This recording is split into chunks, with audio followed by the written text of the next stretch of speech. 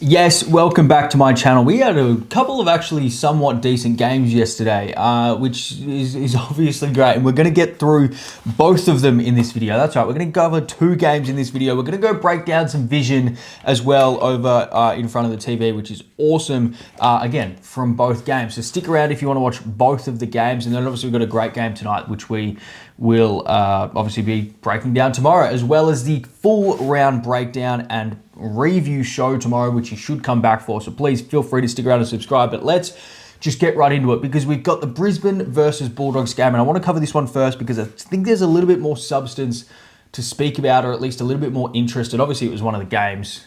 It'll probably be one of the games of the year. And it's Saturday of round one, or I guess it's Sunday now. But it was played on Saturday of round one. But I just thought it was a fascinating game from start to finish, because although the Lions were leading for a large portion of it, if the Bulldogs had a kick straight, they probably could have been in front for the majority of that game. I thought the way that they moved the ball was actually fascinating, in the sense that I thought their transition game was as good as it was last year. But last year, what their transition game opened up defensively for the opposition, in the sense that when they turned the ball over, because they were so offensive-minded, offensive transition-minded, when they did turn the football over last year, they just got beaten so bad on the way back. And that is what allowed a lot of their opponents to score a whole lot of points. Now, I understand that the Lions had 31 scoring shots and they scored 106 points, but that's one of the best teams in the league, especially one of the best teams off turnover. So I actually thought the way that the Bulldogs defended was a lot different to what we've seen. So let's go ahead to the vision and let's have a look at what that actually looks like. And then we'll come back here and sort of unpack the game as a whole. So let's go to the vision. So I think one of the most important things that the Dogs did really, really well was actually just defend off their own turnovers, which they weren't able to do last year at all. So they get the turnover here, as in the Brisbane Lions get the turnover. And this is usually where we see Brisbane just completely cut teams apart. We've got a really good ball user here in Kitty Coleman with his chest, shoulders forward, inside forward 50 off a Bulldogs turnover, which again, last year they were horrible at defending against. So as soon as they go inside forward 50, this is what the Bulldogs, I think, did really, really well. Buku Khamis' ability last night, James O'Donnell's ability last night, even Rory Lobb's ability last night to just get hand on the ball, to just kill this ball, get the ball to ground, but not only halve the aerial contest, their ability to halve the ground level contest. So as this plays out, what we're going to see is just, again, the ability to just halve these aerial contests. And then as soon as they do get this ball out, they're just so happy to just kill the ball. So we get another really good pressure here from Ed Richards, and we get another just really good pressure contest here from Riley West. You kill the ball, you get a stoppage, you get a reset. So we've got 3 or 4 aerial contests, 5 or 6 ground ball contests that they just kept halving over and over and over again, that we just don't see them do last year. So again, off this turnover, as soon as Ryan Lester gets this ball, this again is where the Lions just usually kill teams left, right, and center. But the Bulldogs' ability and willingness to push back defensively, especially off their turnovers, was just brilliant, to the point where not only do they have an outnumber, they have an outnumber with their primary intercept defender here, with Rory Lobb going back with the flight here to take an intercept mark. This is the sort of defensive setup and the defensive mindset that we don't see from the Dogs often. And part of that is system and structure and the way that the Dogs have clearly changed the way that they want to defend. And part of it is just completely just gut running from your defender. So the ability for O'Donnell here to go stride for stride with Cam Rayner, and not only go stride for stride, but get to the point where he's the one that kills the ball, gets a reset deep inside their defensive 50. So there's structure and then there's desire. And I think the Bulldogs got a really good mix of both of those. Or at least they did last night. We've seen a couple examples of them killing the ball, of their ability to create more stoppages and contests, especially deep inside their defensive 50. But what also they did really well last night was actually turn their defensive setup into their offense. So this is really strange, obviously, from Darcy Fort there. But look at the Dogs' defensive setup, all in really good position. All of their defenders against their forward counterparts here. Really, really well done. So the setup is great. So we get a little bit fortunate here with Buku Khamis, who goes off the ground. But what I want to do is see the defensive setup here from the Bulldogs. They're in really good defensive position. And then off that, they're able to rebound and go to that next level. So Butterick, who I thought had a really good night last night, really good ball use, going inside to Darcy. And then Darcy, who's just one of those players, one of those forwards who just has really good feel for where a leader wants the ball. just hits Bontempelli in stride. So the ability to defend with really good setup, and then off the back of that transition inside their forward 50, I thought they did really, really well. And the last piece of vision that I'll show you, because realistically I could have shown you 15,000 different things, especially from the last quarter, and especially from one man in Ed Richards. I did post an Instagram reel about him if you want to go over to my Instagram, if you're not over there, which has a couple more clips about Ed Richards himself. But his ability and the Dogs' ability from especially their defensive 50 to lengthen the ground. When we talk about lengthening the ground, we're talking about if the ball is in the defensive 50, how do we get all of these players really, really deep inside their forward half, which just forces all of these Brisbane Lions defenders to cover a more spacious area. So if Sam Darcy goes back, if Marcus Bontempelli goes back, and they're deep inside their forward 50, now the space that Harris Andrews and Darcy Wilmot has to cover isn't just the 50 metres between Bailey Dale and Marcus Bontempelli, this space here, but the entire field, and that just creates so many pockets of holes. So what Ed Richards does here really well is as soon as Bailey Dale does get this football, look, he's not even looking, he's going straight. How do I lengthen the ground here? How do I force my opponent to defend more space? How do I force these players to come out of their defensive zones and make a choice? Do they follow me as I'm lengthening the ground, or do they try and squeeze up and put pressure on? And either way, Ed Richards is going to find a way to get out the back here. So as we see this play, look, he's not looking at the ball, he's not leading at the ball, he's strictly lengthening the ball, which is pretty much the exact opposite of what we're told as a kid. What we're told as a kid is never be leading backwards. Never be leading backwards. You always want to be leading at the player with the football. But what you can do in these situations is when you do lengthen, now Ryan Lester has forced himself to come up and defend Joel Frazier because of the split between these two, because of Ed Richards' ability to lengthen the ground. And as soon as Lester made that decision to come up and defend Frazier, Richards is now over the back, standing by himself. So their ability off transition to spread out this Lions defense, and as soon as he gets the ball, Harris Andrews has to come up, which he was on Sam Darcy, and we have Aaron Norton over the back who's also lengthened the ground. So you're just forcing these defenders to defend in space, to roll up, to get out of their defensive players, to get out of their defensive zones, and that's when you get really good entries inside forward 50. So I thought their ability with transition to actually spread this Brisbane Lions defense was really, really, really impressive. And so off the back of that, you would think that the Bulldogs probably not dominated the game, but led in a lot of the categories, and that's just not the fact, which is the strange thing about our game, because we look at the stats and we look at the sort of the post-game analysis, and the Lions won pretty much every single major statistical category, from marks, inside 50s, clearances, like legitimately everything was in their favour. And that brings me to a different point about the Bulldogs that is, I know it's round one and I understand, or round zero, and I understand that, and I don't want to overreact. But the way that the Bulldogs won yesterday was a different way that I've seen them win compared to last year. It was a different way. Usually last year, when they won, they dominated every single statistical category. And when they didn't, that's when they lost. That's why they lost to a lot of these top teams, because they didn't just completely overwhelm and annihilate these top teams, and that's how they kept losing against the top 8. What we saw yesterday was, even when things weren't going their way, their ability to defend, their ability to just stay in the fight, their ability to challenge the Lions with the way that they wanted to move the ball, I thought was really, really well done. And I've been a very vocal critic of Luke Beveridge and the way that he set up this defensive system and this defensive structure. But I did think the way that they defended yesterday, and the way that they set up, and the way that they were able to stifle a lot of the Lions' ball movement game, which we do see just completely open teams up. I mean, they completely dominate teams with the way that they move the ball. I thought the way that the Bulldogs set up defensively was far, far, far better than we've basically seen them for years now. On the Bulldog side of things, obviously Ed Richards was probably the best player on the ground with the way that he was able to take over the game, especially in that last quarter, which we had a look at. And his decision making and his awareness and his positioning around the ground was fascinating, especially around contest.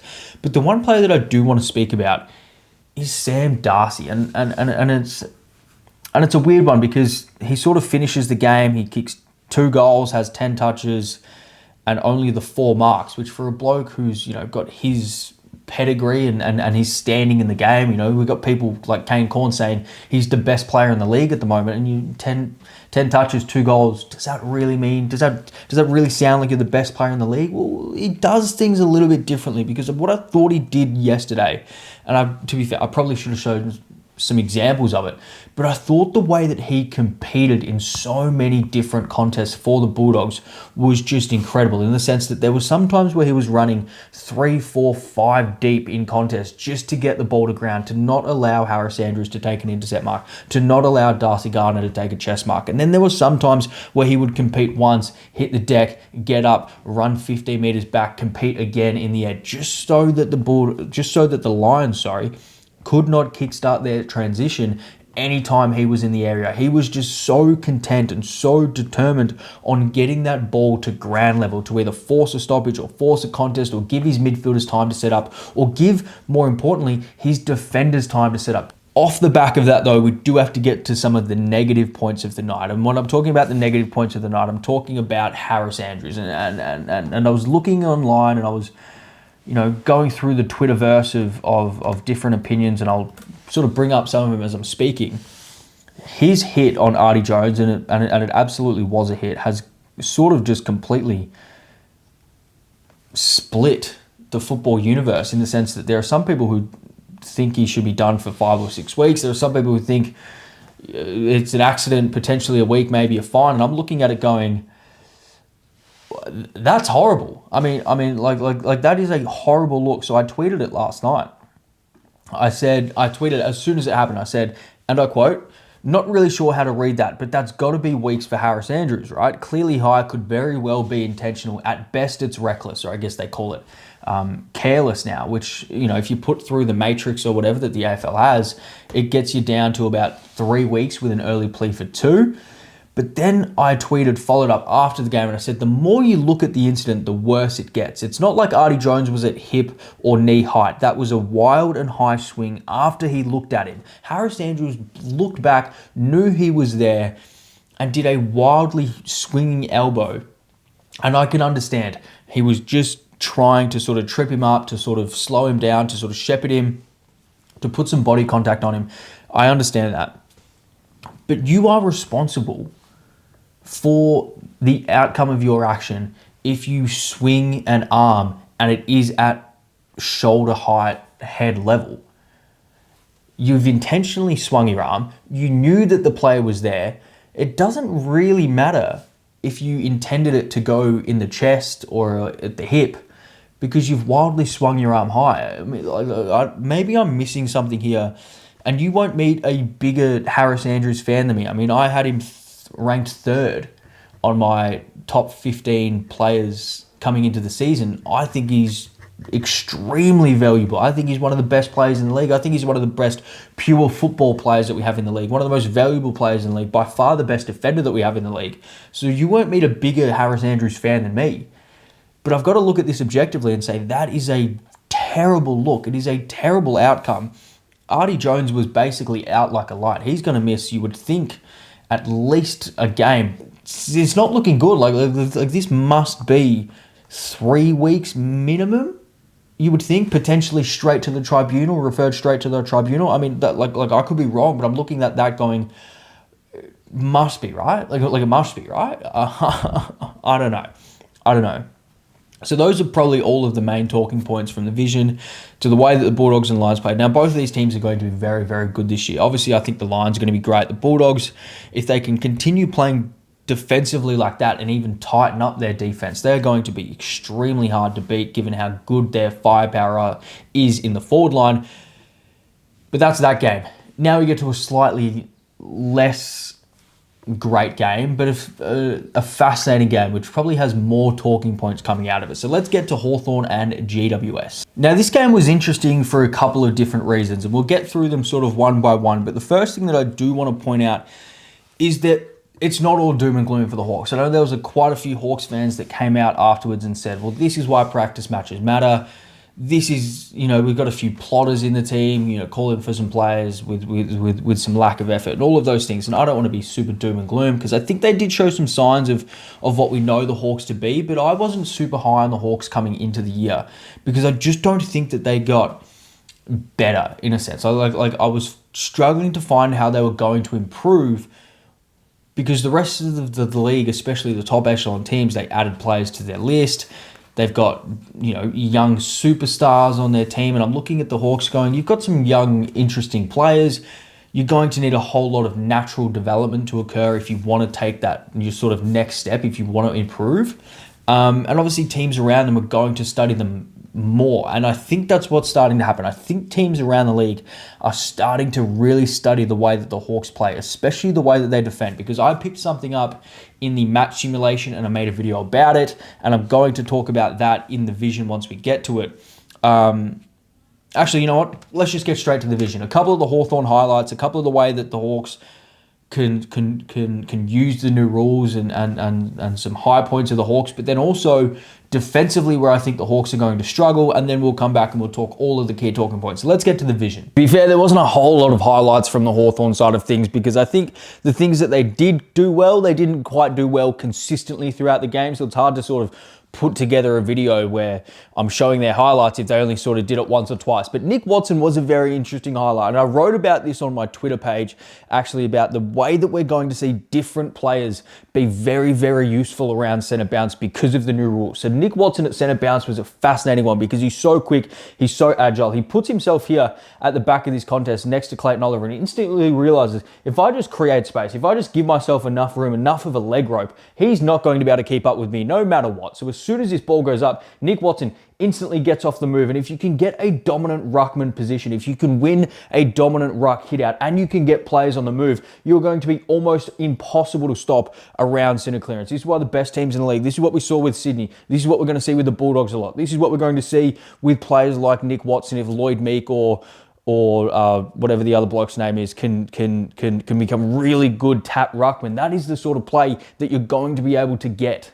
The Giants were somewhat good at something, but it just exposed a major flaw, I think, in the way that Hawthorn played. So if you don't understand what I'm about to say, I want you to go back and watch my video from last week, because I made a video last week about the practice matches and about Hawthorn's defensive zone issues and the way that they allowed the Bulldogs to just chip through them, and the lack of communication and the lack of understanding of how they wanted to play the zone defense that they were playing just left them in absolutely all sorts. And that's what GWS saw last week, I think. I think they saw the holes in the Hawthorn defensive zone, because when Harry Ralston gets this ball, he knows, I cannot kick this ball long because that's exactly what the Hawthorn zone wants. But usually, it doesn't take one kick to completely undo it. So as soon as it looks like he's going to wind up and kick this ball really, really far, kick this ball 70, 80 metres out, Sicily and Barris are now in complete no man's land. So they think that Harry Ralston kick is going to land straight on the head of Tom Barris, because that's about a 50, 60 metre kick potentially. But as soon as they took this little kick here, it's really smart from GWS, it's really great coaching, but it's also poor coaching from Hawthorn, that your defensive zone can be undone so easily, because as soon as they got to this launching pad, instead of kicking from 90 metres out, they're now kicking from 70 metres out. That just bypasses both of your intercept markers. Not only does it bypass both of your intercept markers, the players who they were supposed to be playing on is now standing by himself inside, deep inside the forward 50, and he takes a basically uncontested mark. And let's think about the difference between this clip and what I showed you with the Bulldogs and their ability to recover from turnover because of their defensive structure and their defensive system, and the way that their defenders were actually always in a relatively good position. So even when they did turn the football over, the Lions couldn't hurt them. That was the opposite for Hawthorn, because look at this. Hawthorn, Josh Ward's got the ball back flank, and the Hawthorn defenders are actually in reasonably good position to cover all of the GWS forwards here. But as soon as Ward kicks his ball, we've got defenders leaving all of their positioning to press up and put pressure on the football. The only issue with that is if all of your defenders and all of your midfielders and all of your wingers push so far, so high up forward, it means that when you do turn the ball over here, like Josh Ward does, as soon as GWS get this football, now you're all in no man's land. Now you're all with the ability to just get overrun over the back. So as soon as GWS were able to get this turnover, the Hawthorn defensive system was just so out of sorts. I mean, the fact that Tom Barras is standing in this side of the half is just mind-blowing just in general. But now you've got all of your players, Hardwick, Nash, Ginnivan, all running back towards goal with no real sense of where their opponents are, and GWS just have players absolutely everywhere. So Battle has to come off Stringer to come and put that on, and we've just got GWS players all inside the forward 50, all basically standing by themselves because the defensive structure or the defensive system just did not allow the Hawks to get in any sort of competent defensive position. Okay, so when we look at that sort of vision, it sort of does bring up a few different questions. So one is about the Hawks. If they're relying on a player like Nick Watson to go through the middle of the ground and be the real difference maker, I mean, some of the disposals that he had were pretty much the only really damaging disposals for a lot of that game, especially those center clearances. I mean, the clearance numbers, it was a complete bloodbath in the middle of the ground, and that is going to be a talking point all year because it is hard to see how the Hawks get better in the midfield. I mean, I know everyone has spoken about it and everyone has just sort of thrown up Connor McDonald and Josh Ward and I guess Cam McKenzie when he comes back. You're still looking at Newcomb, McDonald, Ward, McKenzie versus Neal, McCluggage, Dunkley, the two Ashcrofts, Fletcher, Zorko can go through there. We're looking at the Bulldogs. We're talking about Bont, Richards, Libba, Fraser. We're talking about just so many high-powered midfields. But the difference is the damage from clearance. So when we look at that Nick Watson clip, that's what we talk about with damage from clearance. But a lot of the Hawthorn clearances were sort of first possession, hack it on the boot, get it going forward, which are great. You get field position, you get territory, but what you don't get is damage from those clearances. What we saw yesterday from the Giants was a really good mix of both field territory and damage, but what we saw last year from Hawthorn's opponents is even when they were running even in the midfield, their damage from clearances was so much better because the Hawthorn midfielders just could not keep up and they could not go with them. Although the Giants lost a lot of their key marquee players, a lot of them aren't out for the season. So like Bedford, you would think would come back. Sam Taylor, you think would come back. So there's a couple of your sort of star factor players coming back into the side. And realistically, is it one of those sort of situations where all they've got to do, all the Giants have to do is just tread water until these players come back? Because their system is clearly good enough to beat some of the best teams in the league, but they probably just don't have the personnel to beat the best teams week after week after week after week. But on a one-off game, you would not count them out against anyone because of their firepower, because of their system and their structure and their way and the way that they defend and the way that they transition the football. I mean, and if we're talking about natural development of players, I mean, Joe Fonte comes into the team sort of not out of nowhere, but he comes into the team over the last year and he comes in and he just looks like he's taken that next step. He looks like he's going to be one of the focal points off this half-back line, and they are going to just run off this half-back line with Whitfield and Ash and Fonte. But he's also quite good one-on-one. What Oliver did, I think, is obviously great. I mean, the goal was unbelievable, but more to that, his contest work and his clearance work. I mean, that is what you bring in a player like him to do. It allows all of your other midfielders to be outside midfielders. It allows Finn Callahan to not have to worry about, going and winning the football all of the time. It allows Cornelio to not worry about putting his head in the hole, and instead he can hold space. It allows Ash and Whitfield to get off the half-back line knowing, hey, we've got a genuine inside midfield bull who's going to get hands on the footy first, and he's going to be able to give it out to us. He's going to be able to dish it out to us. So look, these things are the way that the Giants have set up their list and the way that they've set up their structure and their system, which they've been building for years now. Let's not, let's not kid ourselves here. They've been building this system and this structure for years now, and it's just starting to come to fruition in the sense that when you build a really good system and a really good structure, it doesn't really matter about the injuries that you have. You can bring players in to play those roles. And we talk about Collingwood in that way, the way that Collingwood over a long period of time, or at least the last 3 or 4 years, have been bought into a system where their talent, they're consistently rotating players in and out, that next man up mentality.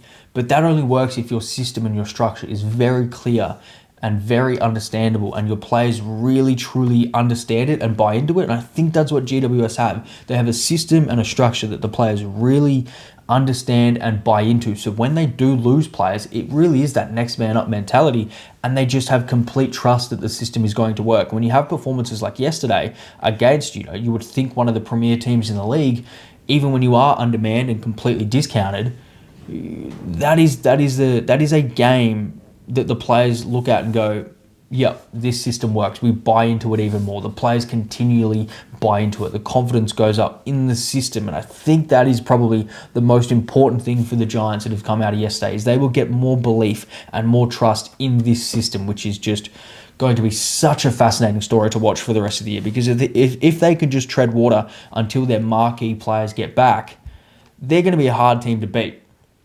But that's enough of football chat. We've got a huge game ahead of us today with Collingwood and St Kilda, and then a massive review show tomorrow. We'll talk all things footy, as well as a video this afternoon, or at least as soon as the game ends, as soon as the Collingwood and St Kilda game ends, there will be a video out about the things that we learned from this ground, because I'm already writing, I'm already watching the vision, I'm already watching all the games, trying to learn something from every team.